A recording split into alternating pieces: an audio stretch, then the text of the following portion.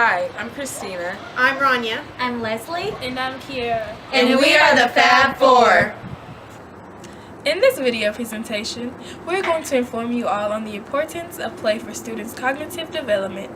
Based on our research and interviews with students and teachers, we will explain how play is encouraged for cognitive development by teaching to enhance development and learning, planning an effective curriculum, maintaining reciprocal relationships, creating a caring community, and building through assessments. International School of Manila. Drawing is my favorite thing, and because I'm an artist, I like to play Play-Doh because I like doing Play-Doh. Maria is my only favorite person. We're best friends. Like to play a lot of things because it's so fun. They play together and then they're with friends. So the shooting star was the last time when we had Pia, I was swinging it and when I went into outer space. I like to play dinosaurs because I like it. They're cool. I like playing in the sandbox. There's many things to do. Christina, how do you plan curriculum that promotes and supports students' home culture and language, interests, needs, and abilities, including play? Well, first, let me introduce you to what exactly is curriculum. Curriculum is a written plan that includes goals, experiences, what staff and parents do, and the materials needed. Also, curriculum includes the components of content children learn, processes through which children achieve identified goals, what teachers do to help children achieve goals, and context in which teaching and learning occurs.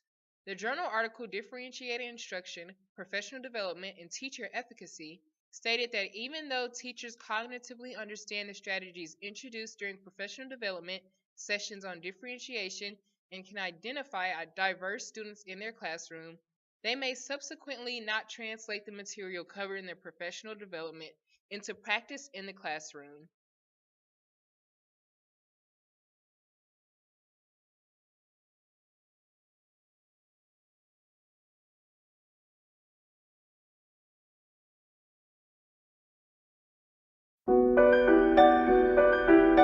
We're in Silicon Valley, right? There's just nowhere else like it. People who have ideas, who want to start businesses, who want to solve problems. Athens, the modern day Athens.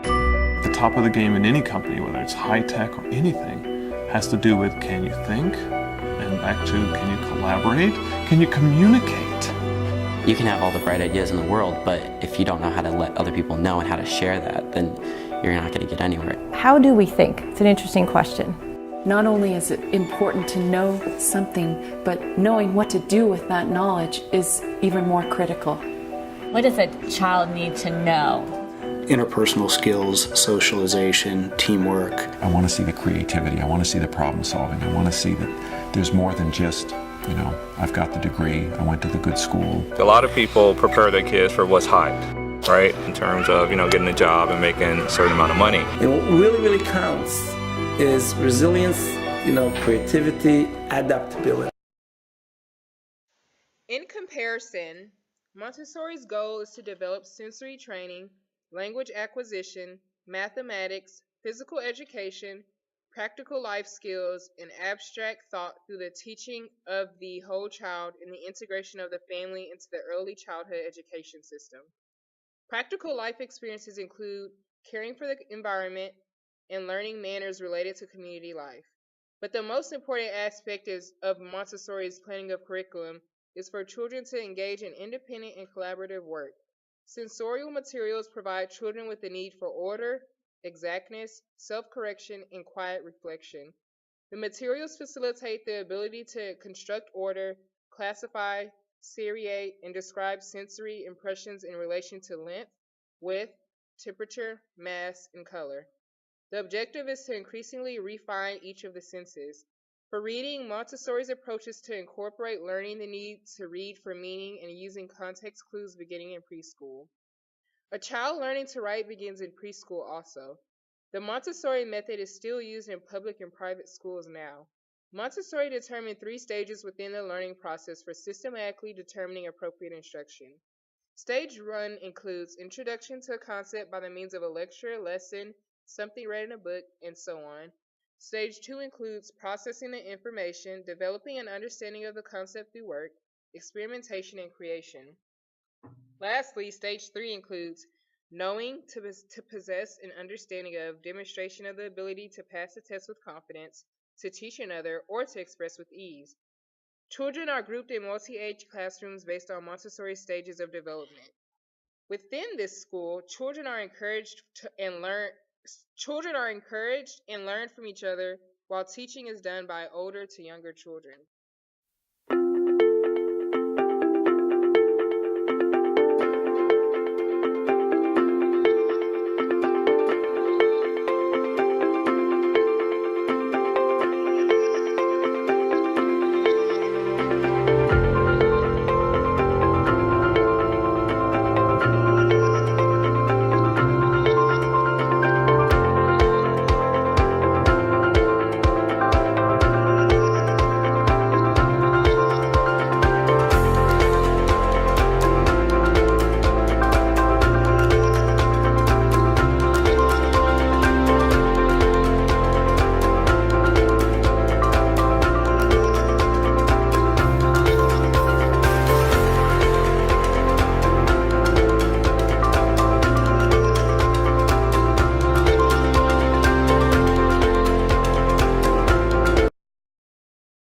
So overall, Christina, how can you connect play to when a teacher is creating a curriculum?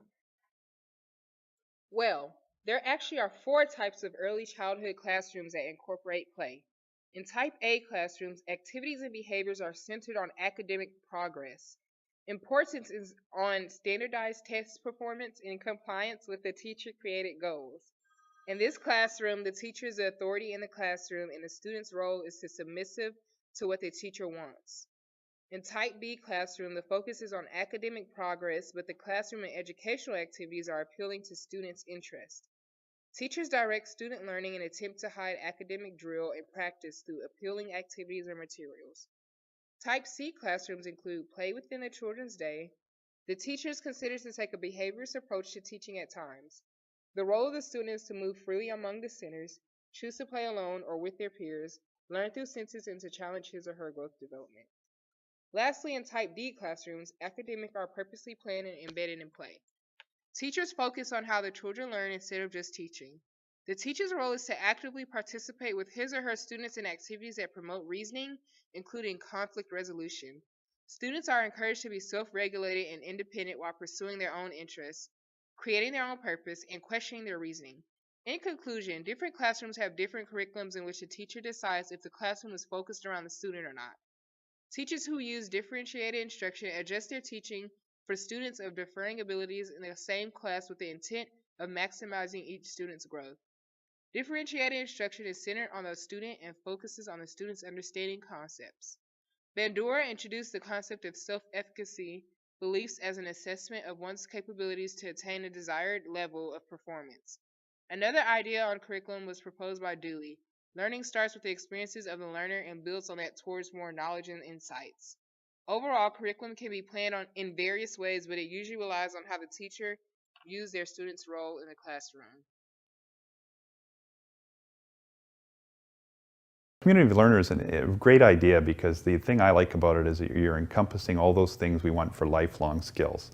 You're trying to teach the kindergarten kids how to get along with older kids and interact with them, and vice versa for the older kids, how to mentor and help the little kids and the smaller children learn values, skills, how to play on the playground, all those kind of things. So we think it's fabulous at this school that we look at those things. One advantage is they know how to respond and to act with people their own age, people younger, people older. They know how to act in a group on their own and know how to be a bit more responsible, and it gives them a sense of pride when they're using these 4 C's. Kiera, what are your thoughts on using cooperative and collaborative learning in the classroom? I will start by describing what collaboration and cooperation is when used in the classroom. Collaboration is when children assume responsibility for their actions, including learning and respecting the abilities and contributions of their peers. While cooperation can be considered a teacher-designed and maintained model intended to facilitate the success of a specific end product or goal, collaboration is a powerful tool that aids in deliberate decision and forms of effective strategies. It is so powerful, Vygotsky's theory of learning necessitates social activity. The student's explanations when solving problems provided Piaget and Vygotsky's qualitative information. The main focus of this is having a structural design of group work. However, when introducing collaboration into the classroom, often poses a challenge for educators. Teachers have to prepare for the facilitation of a process, then they need to stand back and observe the learning process. Their role is not to deliver the knowledge, it is to facilitate the knowledge. Abraham Maslow's hierarchy of needs states that having one's basic needs met is the foundation for building higher levels of understanding. So, Kiera, can you describe an appropriate environment for a caring community? Children need a lot of space. Allowing for active play translates to minimal and functional furniture. Aesthetics is a key part in creating a caring community. An example of this would be the Montessori and Tools of Mind approach. The Montessori approach aims at having a beautiful atmosphere in order to properly learn. By having child-sized furniture, open space, and great aesthetic quality, it displays that environment is an essential component for children's development. This caring community starts by creating opportunities for social interaction and allowing the students to group together to gain self-competence. The Tools of Mind approach corresponds with this because it pushes to develop high social skills and higher mental functions. The children in this approach choose what their play center and decide what they are going to play. These approaches are putting play and social skills together in order to have a functioning community. Creating a caring community for both approaches is based on children's interests and supports a meaningful learning process.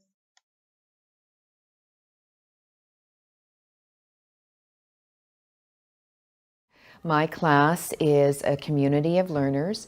A community of learners is a group of people that work together, help each other out, and stand up for each other. A community of learners is a group of people that stick together and help each other, like for homework and stuff. A community of learners is sharing and respecting each other. The ultimate result of that initial teaching is that our students develop a code of conduct, and we call it the 4 C's, and that code of conduct deals with communication, cooperation, commitment, and control. A community of learners is a group of people that follows the golden rule and respects other people's differences. How is creating a caring community significant to play while in the classroom?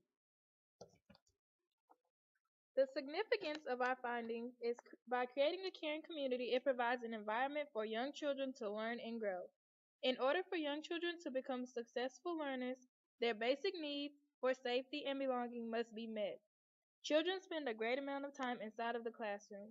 During the early childhood educational settings that influence how children grow and learn include staff-to-child ratios, positive social interactions between children and adults, appropriate classroom arrangements, and effective safety and health practices.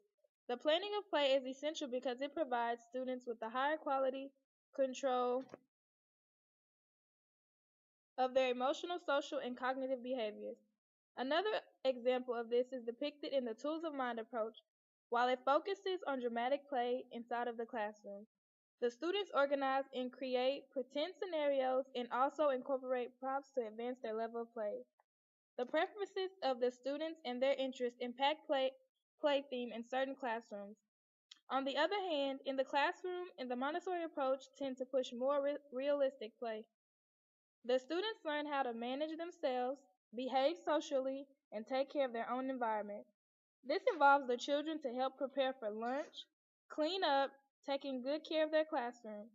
Despite the contrast of play in the classroom, Both approaches actively allow each student to engage in social interaction. The children are able to enhance social behavior and direct their own style of learning.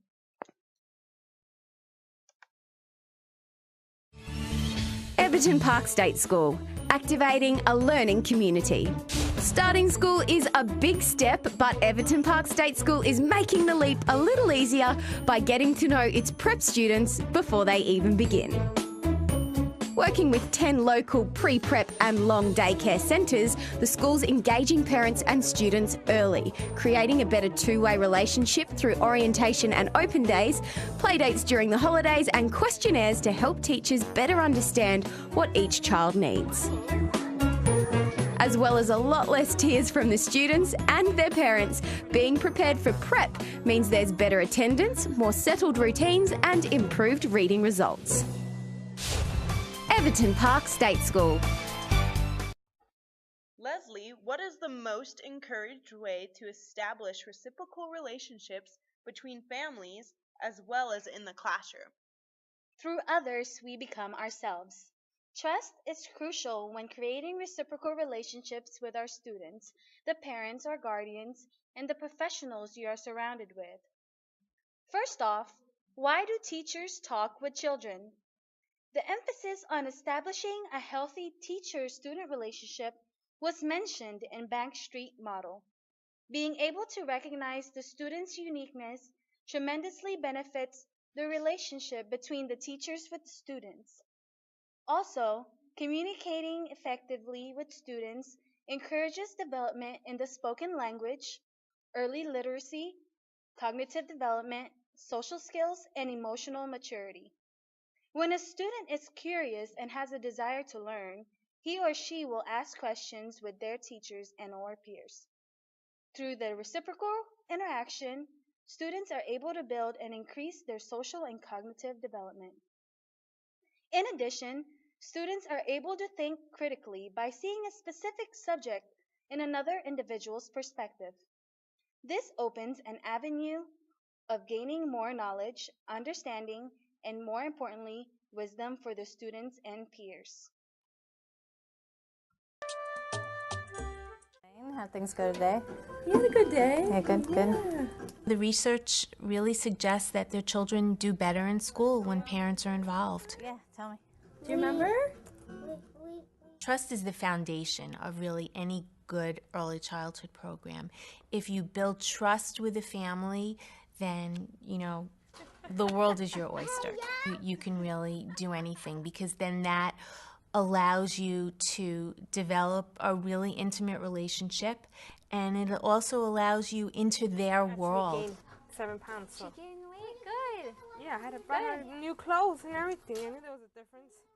Leaving a child at any center, there's always an anxiety level, a mixture of relief that you have them in such good hands with anxiety that you're not there every moment, and again, relief that you're not there every moment of the day. What's the second letter in your name? They're in the hands of other people, so. A teacher's relationship with each child is important for raising achievement levels as well as for improving social-emotional well-being. Teachers need to learn how to deal constructively with children who have insecure attachment to parents. It is a challenge not to act in ways that confirm insecure children's working models. Insecure children seek positive, warm, trusting relationships, but do not have the skills to create them. This means it is up to the teacher to change children's views of relationships and meet their socio-emotional needs. Respect is essential while carrying any relationship, and it is especially critical when building a relationship with parents and or guardians in order to continue the student's development. It is encouraged for programs to have a welcoming classroom to collaborate with families. Under NAEYC, establishing reciprocal relationships refer to a two-way communication strategy where there is sharing of information in accordance with the development of a child. Constant communication with parents or guardians, such as event folders, gives them an opportunity to be informed and or participate with events as well as continuing the student's development at home. Behavioral charts within the daily folders encourages the parents to be involved with the student's life in school and at home. Another way to reach out to families according to the Tools of Mind approach, which emphasizes on Lev Vygotsky's social theory, are play plans. This form of communication are often used as the foundation for parent-teacher discussions. The main focus is the student for both teacher and parent or guardian to understand the student's development. Making these play plans allow communication to be maintained and be more effective. It is also important when the teacher is open to receive questions from parents or guardians and responds to them promptly with an understanding of different perspectives. When a parent is involved in a child's schooling, it impacts their educational experience because they have a basis, they have a foundation, and they have some knowledge as to what that child is learning and why that child is learning that at that particular time. So it's that tie-in of extending the learning from the classroom to home. Well, he said, is it when it's cold and we hold So that's why that link from home to school is so important. That's why we want parents in the classroom. That's why we provide parent newsletters. That's why at the end of the day we'll have a little wipe-off board that says what the highlights of the day were. We have parent volunteers who just really want to just come in and be in the classroom, you know, for whatever amount of time, you know, they can volunteer. And that's really a wonderful way to develop relationships with parents. So Rania, how is assessment important within early childhood education? The whole child is important for the teacher to keep in mind, especially when assessing a student. Assessing a student comes in many forms. This includes portfolios, observations, structured interviews, and more. I did not include standardized testing because research shows it is not an effective way to test children's long-term knowledge.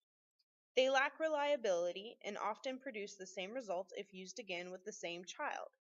Many standardized tests are made for specific groups of children instead of a single child, which means that one child isn't being properly assessed on their progress.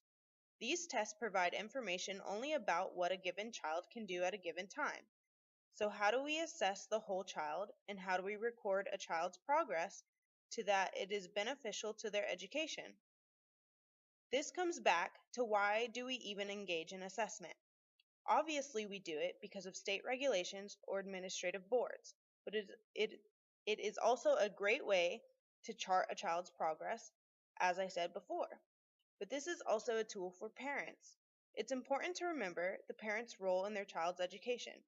They are a big part, and assessing their children helps them stay on the same page.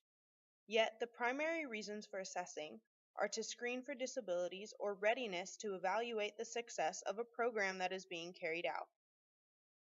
Rousseau's ideology of study your children, for assuredly you do not know them, is a good reminder of the variety of assessment methods and techniques we can use to record the progress of our students. Neither authentic evaluation methods nor standardized tests are perfect, therefore unsuccessful. Decisions about what behaviors to observe, what the work in the portfolio actually means, or what questions to ask in an interview are not considered fully valid because they are affected by the teacher's personal belief systems, attitudes, and values. Ergo, they affect the assessments that are determining our kids' futures. Welcome to Assessments for Learning, innovative ways to check for understanding. In this program, you will deepen your understanding of formative assessments. You will be shown various ways to quickly check for comprehension, and even how to involve students in self-assessing. This empowers the teachers and the students to take corrective steps in the learning process. The difference between assessments of learning and the assessment for learning When you are teaching a child, it's like playing the piano. You need to practice many, many times before you do a recital, and you need to know where you are during those recitals before you can progress. So the assessments for learning is to detect where the children are so that you know what you need to teach at that time and then progress on. You will hear from an array of national experts, including acclaimed author Rick Stiggins. Dr. Stiggins will guide you through the process of selecting just the right assessment for each situation. To begin with, if we're going to assess things in a variety of ways, we need to understand that those assessments need to be of high quality. Sometimes we want kids to master content knowledge, where master includes both know and understand. Other times we want kids to be able to use that knowledge to reason and solve problems. Still, other times we want kids to demonstrate performance skills, where it's the doing that's important, like giving a speech or speaking a second language proficiently. The use of developmentally appropriate early childhood assessment tools or methods should be tied to specific purposes. 1. Making sound decisions about teaching and learning. 2. Identifying significant concerns that may require focused intervention for individual children. And 3. Helping programs improve their educational and developmental interventions. Observations let you know their current abilities, giving you info to plan the end in mind. Having that framework will be easier, like ripping off a Band-Aid, and it keeps the learning and educating in a nice, organized plan for the student in mind. Portfolios create multiple benefits for assessments, providing an ongoing representation of children's learning over time. The students are able to see changes in their learning, share their work, and develop a sense of ownership within the learning process, and teachers and parents can share in the child's progress at parent-teacher conferences or anytime needed. Portfolios also help teachers self-reflect on their own teaching practices and experiences. Portfolio assessment is a complete assessment of children's development and progress over time. Daily observations, planned and spontaneous, offer the best chance at recording something authentic and beneficial. Tools of the mind use dynamic assessment, which is based on Vygotski's concept of the zone of proximal development. This includes the teacher identifying both the child's independent level of performance and the child's ability to respond to scaffolding provided by the teacher, and the teacher observes the child's response to the instruction. Another form of assessment is a play plan. Play plans are constructed daily and scaffolded by the teacher. Notes are recorded and evaluated at the end by a pre-designed rubric. The rubric is created with emphasis on child development in order to facilitate and support teachers' instructional decisions. How important is play in the classroom when encouraging and challenging students during the school day, Christina? Play helps children construct knowledge they will use for the rest of their lives. It allows children the opportunity to discover and explore their world. It gives children the tools they will need to become lifelong learners. Development within play promotes healthy socio-emotional development, which is linked to future academic performance. Play helps children develop gross and fine motor skills. Physical play teaches children muscle coordination and body control, helps children develop the small muscles in their hands, cognitive skills. Creative free play promotes healthy brain development and helps children learn to problem solve. It also gives children a richer vocabulary, better verbalization, and higher intellectual capacity. Unstructured play helps children develop self-regulation skills, social knowledge, and self-confidence. Play contributes to a healthy self-image. Through play, children learn to communicate and cooperate, and they learn to exercise their brains by imagining, creating, researching, and formulating ideas. They learn to discover, explore, and challenge the physical world. Also, children are learning the life skills they will need to be successful. What has happened to children's play? Today, children are playing less and less in schools. Free play has almost completely vanished from most kindergarten classrooms, and children are no longer encouraged to learn through play and discovery. Don't let free play be taken away from our children. Let them play. When you look at play, when you watch children play, it's pretty obvious that it's a really enjoyable, fun activity for children. Probably is what makes childhood so enjoyable.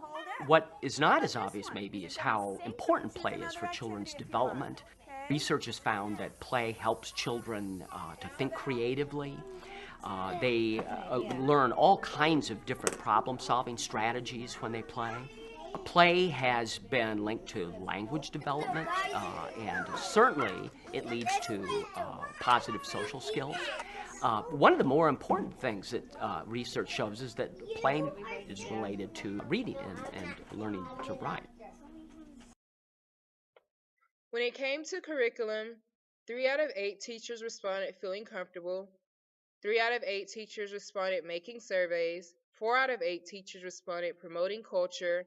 And 2 out of 8 teachers said observing and interacting. And then 2 out of 8 believed promoting and playing. When it came to undergrad students with curriculum, they believed promoting culture and language with 5 out of 8 undergrad students. And 3 out of 8 believed student interest was important within curriculum. When it came to assessment, 3 out of 8 teachers responded with observation, 2 out of 8 teachers responded with technology, and 2 out of 8 teachers responded with scaffolding. When it came to undergrad students in assessment, 4 out of 8 responded with groups, 5 out of 8 responded with teacher assistants. When it came to reciprocal relationships, 5 out of 8 of the teachers responded with communication and documentation, 50% responded with collaboration, and 3 out of 8 responded with parent and teacher. And with the undergrad students that we interviewed, 6 out of 8 of the students responded with parent-teacher communication, and 5 out of 8 of the students responded with documentations. When it came to development, 4 out of 8 teachers believed in exploring. 3 out of 8 teachers believed in a safe place. 3 out of 8 teachers believe in interactions, and 2 out of 8 believe in standardized testing. When it came to undergrad students, 3 out of 8 believed in communication, and 4 out of 8 believed in interaction. When it comes to a caring community, we surveyed teachers. 4 out of 8 responded with communication, 4 out of 8 responded with social interaction, and 3 out of 8 responded with collaboration. We also interviewed undergraduate students. 4 out of 8 responded with choice, 6 out of 8 responded with collaboration, and 2 out of 8 responded with individual.